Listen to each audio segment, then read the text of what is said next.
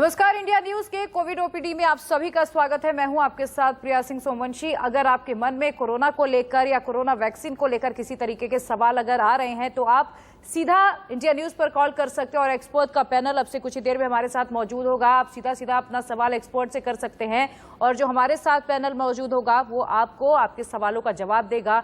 India news एक पुल की तरह, एक ब्रिज की तरह काम कर रहा है और लगातार इंडिया न्यूज पर नीचे एक नंबर फ्लैश हो रहा है, आप जिनका इस्तेमाल करके घर बैठे डॉक्टरी सलाह ले सकते हैं। तो अगर आपको कोई समस्या है, कोरोना को लेकर आपके मन में कोई भ्रांति है, कोई सवाल है, तो फौरन अपना फोन उठाइए और इंडिया न्यूज पर कॉल करिए। सीधा हम आपको जोड़ेंगे एक्सपर्ट से जो आपको देंगे आपको आपके सवालों का जवाब। अब से कुछ ही देर में हम कोविड ओपीडी की शुरुआत करेंगे, लेकिन उससे पहले आपको ये ब्रेकिंग न्यूज भी जानना बेहद जरूरी है क्योंकि अब कमजोर पड़ने लगी है कोरोना की दूसरी लहर, लेकिन चिंता अब भी उतनी ही बरकरार है क्योंकि कहा जा रहा है कि तीसरी लहर भी जल्द आने वाली है और इसे लेकर पहले से ही सरकारें तैयारियां भी शुरू कर दी हैं। 110 दिनों में आपको बता दें 1,80,000 लोगों की मौत हो चुकी है और ये नंबर अपने आप में हैरान करने वाला है। कहा जा रहा है कि जब तीसरी लहर आएगी सबसे ज्यादा इसका कहर बच्चों पर बरपेगा और इसे लेकर सरकार की क्या तैयारियां हैं ये भी अब से कुछ ही देर में आपके साथ हम साझा करेंगे। 110 दिन में जिस तरीके से 1,80,000 लोगों ने अपनी जान गंवाई है ये नंबर डरा देने वाले हैं। लेकिन देश में कोरोना की दूसरी लहर अब धीरे धीरे कमजोर पड़ती हुई दिख रही है, लेकिन चौकन्ना आपको अभी भी रहना, सतर्कता अब भी उतनी ही जरूरी है क्योंकि अब तीसरी लहर की चर्चा भी शुरू हो चुकी है और कहा यह जा रहा है कि ये बच्चों के लिए सबसे ज्यादा खतरनाक है। ये थर्ड वेव यानी कि तीसरी लहर कब आएगी, आई तो कैसी रहेगी, हमारी तैयारी कैसी रहेगी, क्या अब तक वैक्सीन अपना काम कर चुकी होगी, ये तमाम ऐसे सवाल हैं जो आपके मन में उठ रहे होंगे। इसका जवाब भी हम आपको बताएंगे। इसी बीच एक और बड़ी खबर आपको बता दें, देश में 58 दिन बाद एक दिन में सबसे कम केस इस बार सामने आए हैं। 24 घंटे में देश में 1,20,000 नए मामले दर्ज किए गए और साथ ही एक दिन में 3,380 मरीजों की मौत हो गई। आपको बता दें पिछले 24 घंटे में ये नंबर सबसे कम है। एक दिन में 3,380 मरीजों ने अपनी जान गंवा दी। वहीं देश में 58 दिन बाद कोरोना के केस सबसे कम पिछले 24 घंटे में दर्ज किए गए हैं। 1,20,000 नए केस है और ये राहत भरी खबर है। अब धीरे धीरे कोरोना की दूसरी लहर कमजोर पड़ रही है, रिकवरी रेट इंक्रीज हो रहा है। आपको बता दें कि 93% तक रिकवरी रेट पहुंच चुका है और मृत्यु दर भी अब धीरे धीरे घट रही है, पॉजिटिविटी रेट भी घट रही है। लेकिन आपको अभी ये समझना है कि तीसरी लहर का खतरा बरकरार है, तीसरी लहर की सुगबुगाहट भी तेज हो चुकी है। इसीलिए हमें चौकन्ना रहना है, हमें सतर्क रहना है और तमाम कोविड गाइडलाइंस का पालन हमें सख्ती से करना है। अब देखिए, कहा जा रहा है कि जब तीसरी लहर आएगी इसका सबसे ज्यादा असर बच्चों पर पड़ेगा, लेकिन अब आपको यह भी समझना जरूरी है कि बच्चों पर आखिर कितना कहर होगा। देश के बड़े साइंटिस्ट की ये रिसर्च बात साफ तौर पर यह कह रही है कि सबसे ज्यादा असर बच्चों पर ही होने वाला है। वैक्सीनेशन से 18+ को इन्फेक्शन का खतरा कुछ हद तक कम हो जाएगा और तीसरी लहर में कोरोना बच्चों पर अटैक कर सकता है। तीसरी लहर में बच्चों पर सबसे ज्यादा खतरा मंडराएगा और कुछ ही बच्चों में दिखेगा मल्टी सिस्टम इन्फ्लेमेटरी सिंड्रोम यानी कि MIS-C। पीडियाट्रिक्स को तैयार रहने की खासी जरूरत है। हम बार बार कह रहे हैं जो बच्चों के डॉक्टर हैं उन्हें सबसे ज्यादा अपनी तैयारी रखने की जरूरत है क्योंकि बार बार यही कहा जा रहा है एक्सपर्ट की ओर से कि तीसरी लहर में सबसे ज्यादा प्रभाव बच्चों पर पड़ने वाला है। और सबसे ज्यादा समस्या की ये बात है कि बच्चों में कोई ज्यादा सिम्टम्स भी नहीं दिखाई देंगे। इसीलिए अगर आपको बच्चे में किसी भी तरीके के ऐसे लक्षण दिख रहे हैं जो कि सामान्य नहीं है तो आपको तुरंत बच्चों के डॉक्टर से सलाह भी लेनी है। भारत में बच्चों की वैक्सीन कब आएगी, अब सबके मन में ये बड़ा सवाल है क्योंकि 18+ वालों को तो अब वैक्सीन मिल रही है, लेकिन अब बच्चों की वैक्सीन कब आएगी, सबसे ज्यादा यही सवाल उठ रहा है। माना जा रहा है कि जून में कोवैक्सीन के शुरू होंगे ट्रायल्स जो बच्चों के लिए होंगे। 28 दिन के गैप से बच्चों को 2 डोज दिए जाएंगे। 4 हफ्ते बाद सैंपल भी लिया जाएगा और 2 हफ्ते बाद भी सैंपल ले सकते हैं।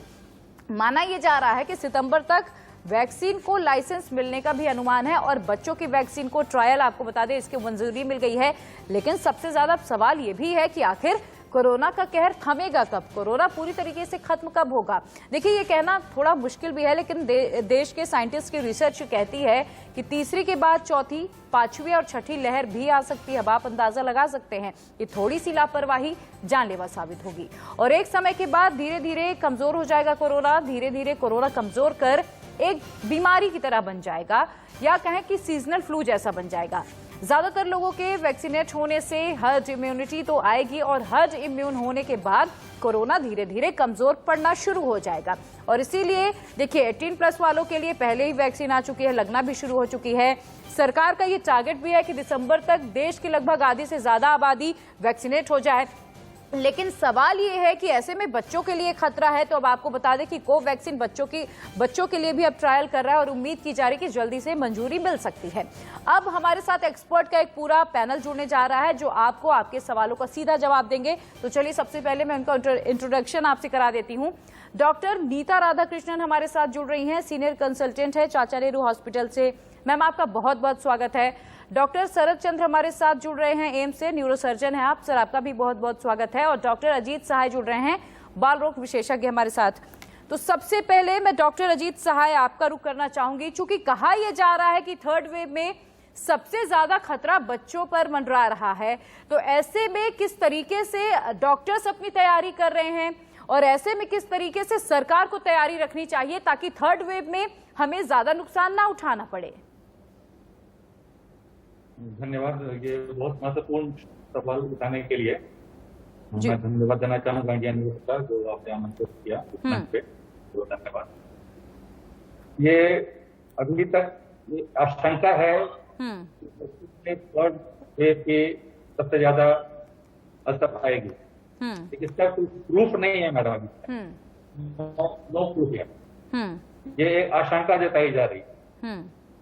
इसकी बचाइश के लिए मेरे अनुमान से सरकार पूरी कमर कस चुकी है और पूरे भारतवर्ष में, क्योंकि ये बात की आशंका जताई जा रही है कि बच्चों में थर्ड वेव की आशंका से ज्यादा प्रभावित होंगे, तो सरकार के स्तर पे और प्राइवेट हॉस्पिटल के स्तर पर भी डॉक्टर अजीत, आपके ऑडियो में कुछ प्रॉब्लम आ रही है, मैं आपके पास वापस आऊंगी।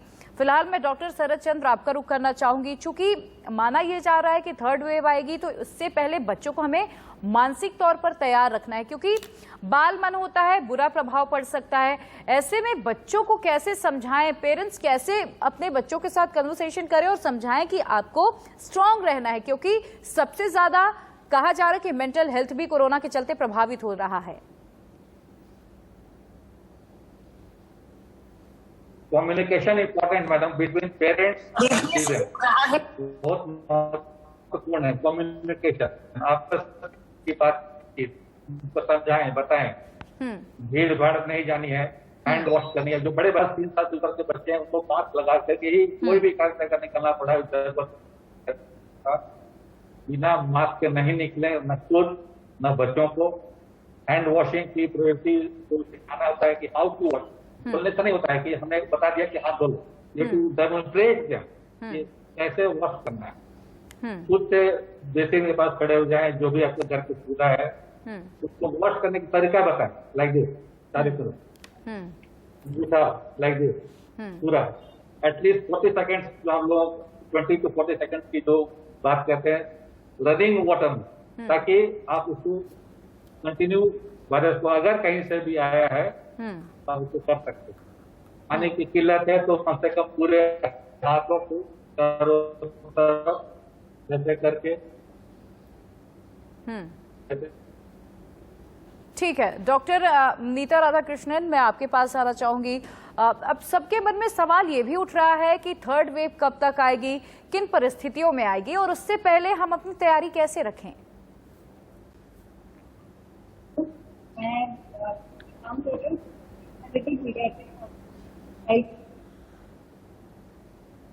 आवाज नहीं आ रही है नीता राधाकृष्णन, आपकी आवाज नहीं आ रही है।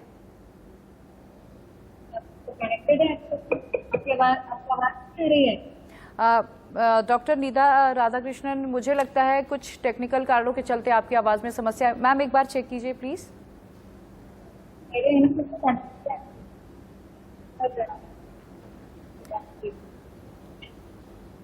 ठीक है, मैं आपके पास वापस आऊंगी। फिलहाल वापस से मैं रुक करूंगी डॉक्टर अजीत सहाय का। डॉक्टर अजीत सहाय, चूंकि जो सवाल मैंने डॉक्टर नीता से पूछा था कि सबके मन में सवाल यही है कि थर्ड वेव कब आएगी, किन परिस्थितियों में आएगी, और उससे पहले निपटने के लिए हमें अपनी तैयारी कितनी दुरुस्त रखने की जरूरत है?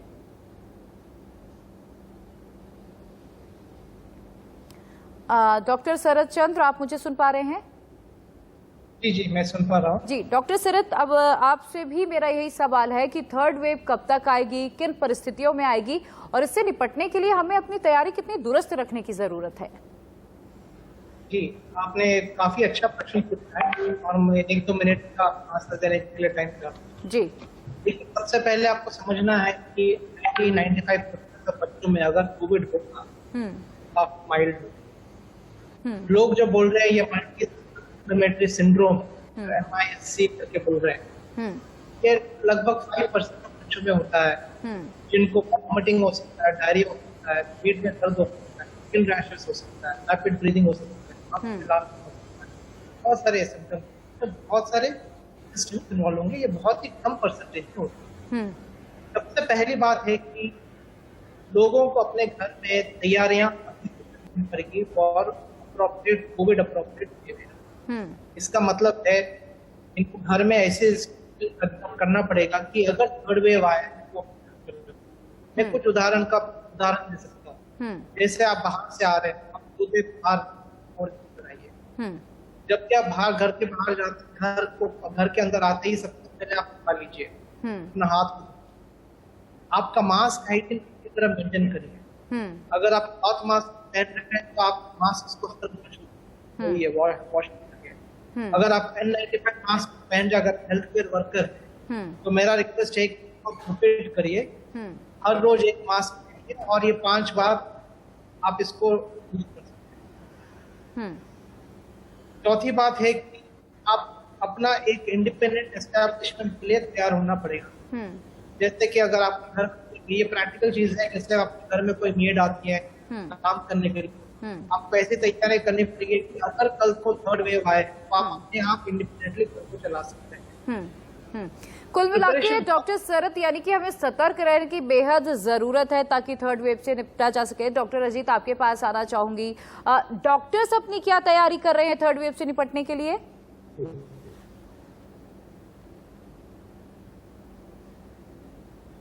हम लोग जो हॉस्पिटल, डॉक्टर अजीत, अब भी आपके ऑडियो में कुछ प्रॉब्लम आ रहा है, माफी चाहूंगी। मैं डॉक्टर नीता का रुख करना चाहूंगी। डॉक्टर नीता, चूंकि कहा जा रहा है कि अब बच्चों में नए नए सिम्टम्स आ रहे हैं, किसी को नींद नहीं आना, किसी को उल्टी होना, किसी को सर दर्द होना, अलग अलग तरह की समस्याएं हो रही हैं, तो कोविड के सिम्टम्स कैसे पता किए जाए? मान लीजिए अगर किसी बच्चे को सामान्य सा बुखार आता है, सर्दी जुकाम नहीं होता, जो कि अमूमन कोविड में हमें देखने के लिए मिलता है, तो ऐसे में ये कैसे हमें क्लियर करना चाहिए कि ये कोविड की प्रॉब्लम है या फिर कोई दूसरा फ्लू? आपको मेरी आवाज आ रही है अभी? जी जी डॉक्टर नीता, बोलें। तो बच्चों में भी कोविड के सिम्टम्स ज्यादातर फ्लू के सिम्टम्स की तरह ही है। मेजॉरिटी जो बच्चों की सिम्टम्स होती है वो बुखार, खांसी, जुकाम, गला खराब, यही सब होते हैं। कुछ बच्चों में ये बीमारी खाली उल्टी दस्त के तरह भी प्रेजेंट कर सकते हैं। तो जब डायरिया होके नॉर्मली जाते हैं, हम ORS वगैरह देते हैं, तो आज के दिन में हमें कोविड के बारे में भी मन में रखना होता है जब पेशेंट्स ऐसे आ रहे हैं। बाकी जो रेयर सिम्टम्स जो आप पूछ रहे हो, तो उसमें एक है ये मल्टी इन्फ्लेमेटरी सिंड्रोम जो आप बोल रहे हो। उसमें बुखार 3 से 4 दिन रहना, उसके बाद बच्चों को स्किन में लाल तरीके की रैश आना, पेट दर्द होना, उल्टी करना ज्यादा, और बच्चा बहुत सुस्त हो रही है, तो और मल्टी इन्फ्लेमेटरी इन्वॉल्वमेंट है, तो बहुत सारे सिस्टम्स पे उसके असर आ रही है। तो उसमें हार्ट पे भी असर आएगी, उसमें पेट पे भी असर आती है, तो वो फिर आगे उसकी टेस्टिंग होनी है। तो कुल मिला के पेरेंट्स को बस यही जानकारी होनी चाहिए कि कुछ भी तकलीफ हो तो उनका एक पीडियाट्रिशियन होंगे या उनके पास में हॉस्पिटल में वो दिखाते होंगे, वहां पे एक बार बात कर लीजिए, दिखा दीजिए। कोई भी बच्चा खाना नहीं खा रहा है, बहुत ज्यादा चिड़चिड़ापन है, तीसरा जैसे बुखार खांसी 1-2 दिन हो गया ठीक नहीं हो रही है, बच्चा बहुत सुस्त लग रहा है, ज्यादा उल्टी कर रहा है, ऐसे कुछ भी है तो तुरंत लेके आइएगा। तो आजकल हम क्या देख रहे हैं कि लोग कोविड के डर की वजह से घर पे बैठते हैं, हॉस्पिटल जब तक आते हैं कभी कभार लेट होती है। हालांकि बच्चों के कोविड में अभी तक हमें बहुत ज्यादा सिक बच्चे बहुत कम हम देखते हैं।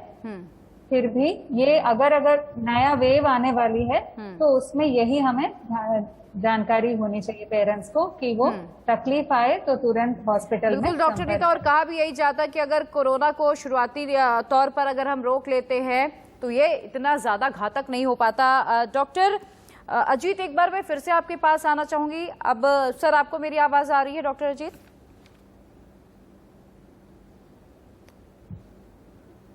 डॉक्टर अजीत, आप मुझे सुन पा रहे हैं? आ रही है, आ रही है। ठीक है सर, मैं आपसे ये समझना चाहूंगी कि जो हमारे बाल रोग विशेषज्ञ हैं वो थर्ड वेव से निपटने के लिए अपनी तैयारी कैसे कर रहे हैं?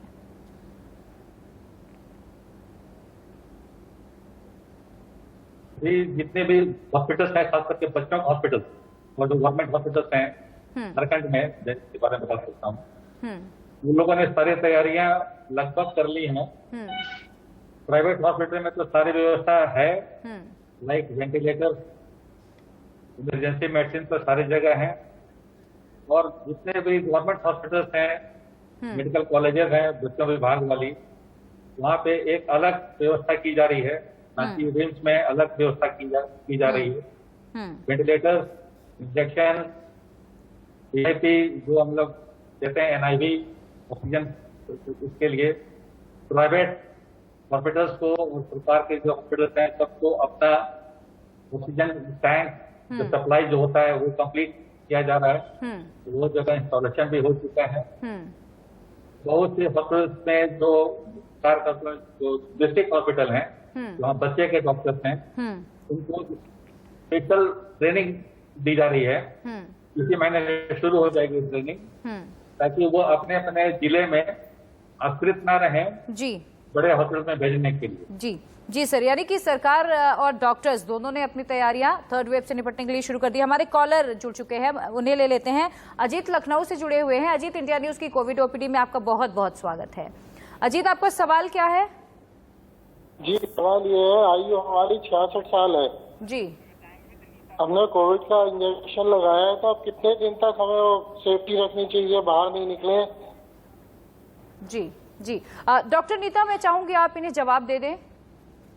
तो ये बोला जाता है कि सेकंड डोज के बाद 2 हफ्ते के बाद तक आपको इम्यूनिटी आ जाएगी, तो तब तक आपको प्रोटेक्ट, अगर बाहर तो अभी भी आप जा सकते हो, पर अपना पूरा ये रखेगा, मास्क रखना, सोशल डिस्टेंसिंग, वो सब कंटिन्यू रखेंगे। फिर आपको अंदर से एक प्रोटेक्शन मिलेंगे generally second week after the second dose. Ajit, उम्मीद करते हैं आपको आपका जवाब मिल गया होगा। और देखिए, ये बेहद अहम है, आपको ये समझना जरूरी है, अगर आप वैक्सीनेट हो जाते हैं तब भी आपको सावधानी बरतनी है, तब भी आपको मास्क लगाना उतना ही जरूरी है, तब भी आपके लिए 2 गज की दूरी उतनी जरूरी है।